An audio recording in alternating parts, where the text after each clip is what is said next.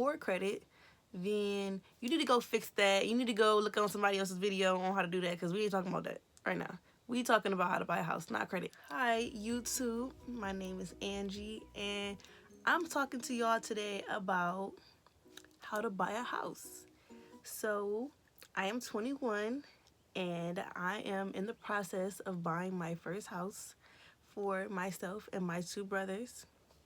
So, people think it's hard to buy a house. I'm not saying it's easy to buy a house, but people think it's so hard to buy a house. Like, people wait until they're like 30, 40 years old to go and buy a house, when realistically, you can buy a house at a very young age if you just have a couple of things, just a few things, and those things are not even hard to obtain.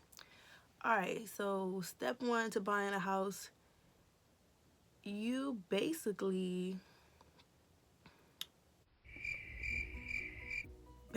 so step the way I did it. Okay, so firstly, before you even start trying to go and buy a house, you need to check on one thing. That one thing is credit. You're not buying nothing if you don't have no credit. If you have bad credit or no credit, you're not getting anything, okay? Your wish and your dreams and your hopes are flushed down the toilet. So, the first thing you want to do is check your credit score. If you don't have no credit, or if you have poor credit, then you need to go fix that. You need to go look on somebody else's video on how to do that, because we ain't talking about that right now. We talking about how to buy a house, not credit. So for the folks that do have good credit, all right credit, this, you continue watching, girl, because I'm about to hook y'all up. All right, so you got your good credit popping. You got good score popping. All right. Next thing you know, you got your good credit score. Now you need a down payment. Now, no, you don't need a down payment first. First, you need to go get, there's two things you can get. You can get a pre-qualification. You can get a pre-approval. Pre-qualifications are not trash, but they don't do anything. They just tell you basically how much the bank thinks that you can afford to pay a month for mortgage. So they give you a ballpark number of a estimate on how much they think that you can buy. So say you want to buy a house, it's $100,000, and the bank says no, you can only afford $75,000. Then you can't get that $100,000 house because you can't afford to keep up with the mortgage and things like that. So you get your pre-approval. That's when they want everything. They want to check your credit score. They want to go and check how much you make, whether you make a weekly salary, weekly, monthly, bi-weekly, whatever. They're gonna check that. They're gonna say, give me your records. We want to see 2 pay stubs, 3 pay stubs, how much ever they want to see. They're gonna make you give them that. So credit score. They want your paycheck stubs. They want to look at your credit to income. No, I'm sorry, your debt to income ratio. So if you have any other debts, you have, maybe you're paying your car off, maybe you have student loans. They want to look at how much that is versus how much you make, your income, and then they're going to also factor that in and say, okay, well, you're paying $200 a month for a car payment, and you have $20,000 in student debt. So okay, we'll give you X, Y, and Z dollars because you make this amount of money, and so on and so forth. All right, so you got your credit looking okay. You got your pre-approval. Now, this is the fun part. So once you get pre-approved for an amount, you can go and look at houses, and you can go get a buyer's agent. What do they call it? Basically, a realtor, a real estate agent, a buyer's agent. That's what you want to go and get. I have hired a buyer's agent or a realtor, real estate agent, whatever, and he helps me look at houses in my price range and the area that I want to live in. He helps me with all those things. When I say, okay, look, I found this house, you might be the one, let's go look at it, he'll set my appointment up. We'll go look at it at a certain designated time. We'll go, and he'll tell me all the things about it, the violations on the house. He'll tell me about, the taxes that they may or may not owe, just whatever the important stuff is. He'll figure that out for me. That's all his job. I'm just here to buy the house. All right, so you got your credit, your pre-approval. You go and get a buyer's agent.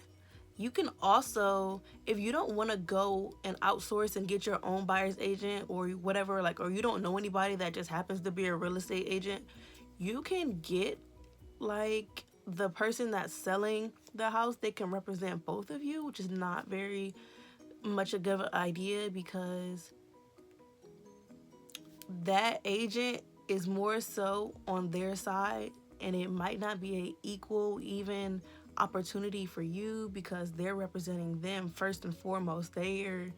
That's their real estate agent. Yes, they'll get a portion of money from you as well, but at the end of the day, they've been kind of in cahoots for a while. So that's why you want to go and get your own agent. You don't want to just get any old person or like the listing agent. Like, say if you go on a home buying website, say Redfin, Zillow, Trulia, and they have the listing agent, and you want to say, okay, well, this person listed it, let me just go call them up and say, hey, boom, I want to buy the house. Like, not the best idea, but everybody is different. You can go your own route however you want to. I didn't do that. I got my own separate agent. My dad is a construction manager type situation thing. He works in the construction industry, and he knew somebody that was black, and I preferred that.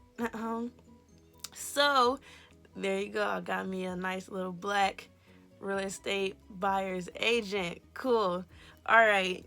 What else? So yeah. So once you get your pre-approval, then you're free to look at all the houses, go on all the tours. You could do all that, whether you're buying a house, a condo, whatever the situation is.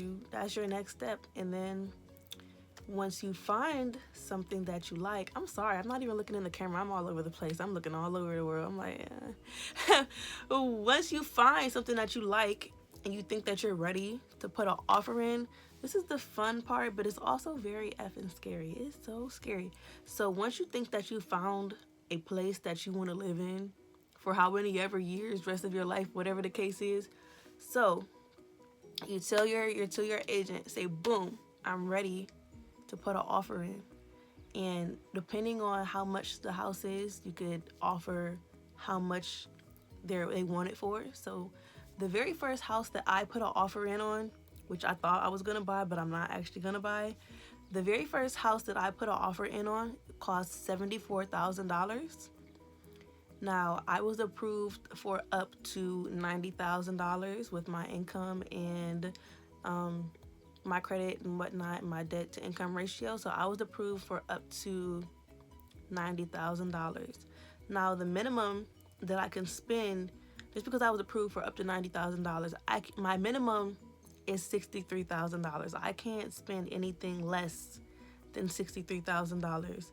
Now, how mortgage loan companies, they do it, their minimum is $40,000. $50,000, So if you think you're just gonna go not get a $40,000. $30,000 house and pay it off in a couple of years with a loan, no, not a mortgage loan. You're not.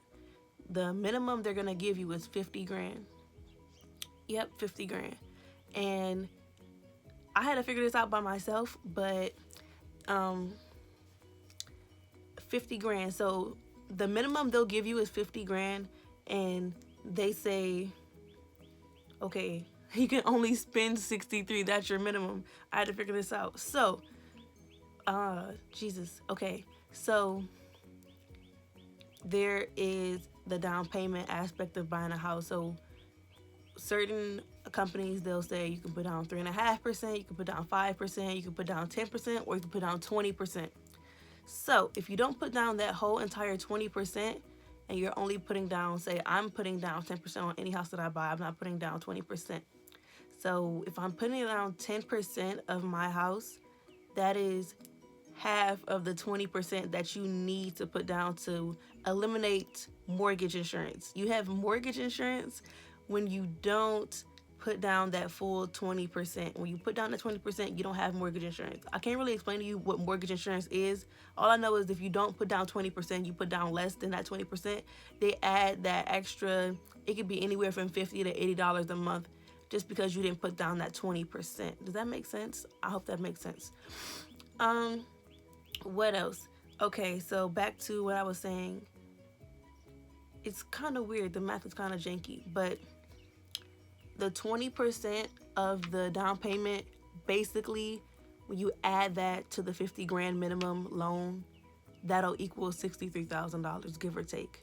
So that's why they say if I buy my $74,000 house, the 20% down payment is going to be close to $13,000. So if I were to put down that $13,000, subtract that from the 74, I would get close to 50. I hope that makes sense, because if it didn't, I'm editing that part out, because I hope that makes sense.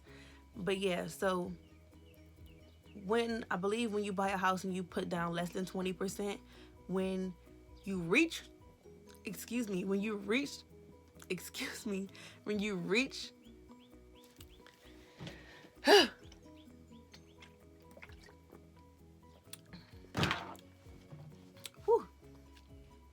when you reach that 20%, your mortgage insurance goes away. Okay, so like I said, you go down, not go down, but you find a house you like, you put an offer in on it, you go and sign all these papers on the contract stating, okay, I am offering, okay, my house, like I said, that I offered was $74,000. I offered $65,000 and they accepted it. But the curveball comes in, and I'm pretty sure this is for like every and all places. When you buy and sell a house, there are violations. So an inspector has to come in and inspect your house. So if anything is broken, not working, not fixing, you got to get that fixed before you sell your house. So if your front door doesn't close, you got to fix your front door. If your light don't, for some reason the circuits in your light don't work and you put a new light bulb in there and the light don't come on, you got to get an electrician out there and he got to fix your lights, sweetheart. Like all types of violations, whether your driveway has trip hazards, like literally it sounds what it is. Like if you could trip on your driveway, it's a trip hazard. If like your garage door is like half off, you got to fix your garage door. If your railing to your front walk is the tiniest bit loose, you got to go and get that fixed. Just types of little mini things. So the first house that I offered money on had 3 pages of violations. A 3-page violation list of just little just tiny things that seemed easy enough to fix, but those little things just added and added and added. So when I offered 65 and they got estimates back from contractors and they were just like, okay, well, you offered 65, but these repairs cost 10 grand. No, we gonna need some more money. And I'm just like, y'all should have thought about that before y'all tried to sell this house, because y'all had 3 pages of violations that y'all could have been working on. I don't know if y'all got the money to do it or not, but you shouldn't have accepted the offer if you felt like, well, maybe they didn't know, but I'm just saying, like, you had 3 pages of violations. Like, 3 pages, sweetheart. That's a lot of pages, like, of just shit that's wrong with your house, girl. Like, get that shit together. Anyway, so they wanted more money to get their repairs fixed, and like, in essence, I'm paying for you to get your repairs fixed. Like, no, fix your shit and get your shit together, and then I'll buy your house, like, point blank. Now, if it was just like, okay, you offer 65 and we accept it, but maybe can you offer 67? And the house that I was looking at, it was nice, but it didn't give me that, like, feeling like this is gonna be home. I'm gonna be in love with this house for 30 years. I'm never gonna move. Like, it didn't give me that. It just gave me like, okay, it's a 4-bedroom, 2.5 bathroom. Like, that's amazing. Like, as a 21-year-old person trying and like attempting to buy a house and own a home, saying, yes, I own a 4-bedroom, 2.5 bathroom, that sounds great saying it, out of your mouth.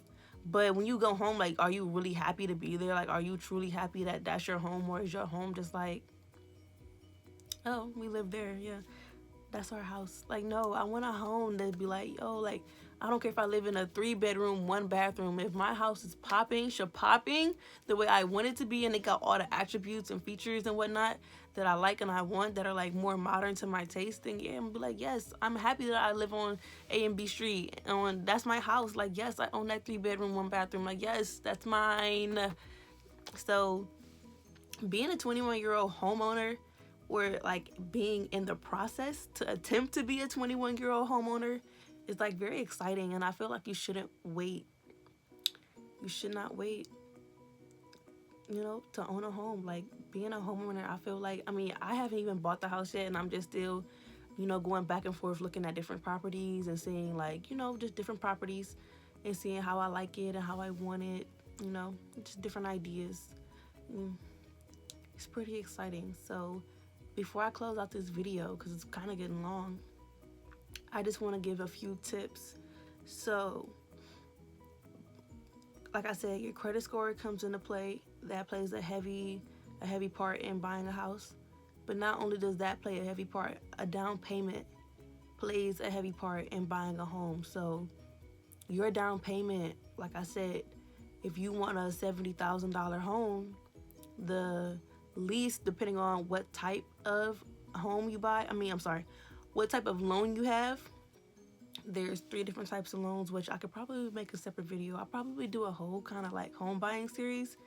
I don't know. My next video probably like break down different types of loans, and like, if you don't have the highest credit score, how can you get a higher credit score? What else? So yeah, back to the tips. Okay, so your down payment, like I said, 10% is a good, 10% is a good down payment. So like I said, if you have $70,000 worth of home that you want to buy, you know that you need automatically a $7,000 down payment. Straight out the door. Like, you need that. That's not going to go anywhere. Now, if you have a FHA loan, which is just really quick, I'm going to throw this in there. A FHA loan, they only require 3.5%. I don't know the math on that right now, but say if you wanted a $70,000 home, your down payment with an FHA loan would be a 3.5% down payment, which is a little bit better, which I'm gonna round that out, maybe say it's like $3,000 or something like that. I'm not the greatest at math, don't crucify me. But yeah, so before you start looking into homes, you should spend a little bit of time, whether it takes a year and a half, 2 years. Set aside how much ever, a month, a week, until you get closer to your goal. So if you say, okay, I've been looking at homes in my area, they range from $70,000 to $90,000. I know I need, this amount of money. Then go ahead, start saving. Like, what are you waiting for? Like, it's not gonna jump into your hand. Like, unless you win the lottery, $9,000 is not gonna jump into your hand. And also, within buying a house, you have the down payment, but you also have a thing called closing costs. Now, I haven't gotten that far because obviously I have not been in closing, but closing costs could cost anywhere from $2,000 to $3,000. And since, like I said, I have not gotten into that part of buying my house or buying a home, I don't know what that entails. So, I just gotta wait and see. All I know is it takes about 30 to 45 days to close and you get your keys, but there's also fees within that. Like, there's like a title fee to get the title from their name to your name. Just a lot of little things, like I said, add up in closing. You could probably get the seller to pay your closing costs. Just like buying a home, you need money. Just to sell your home, you need money as well. So keep that in mind as well. And I think that's it. Like, I don't know. I think that I covered all the points. All right, like this video, subscribe to my channel if you already haven't, and hit that bell button to be notified whenever I drop a new video, because I'm dropping videos every other day. Not every day, but every other day. And watch out for my next video on credit and different types of home loans. Bye.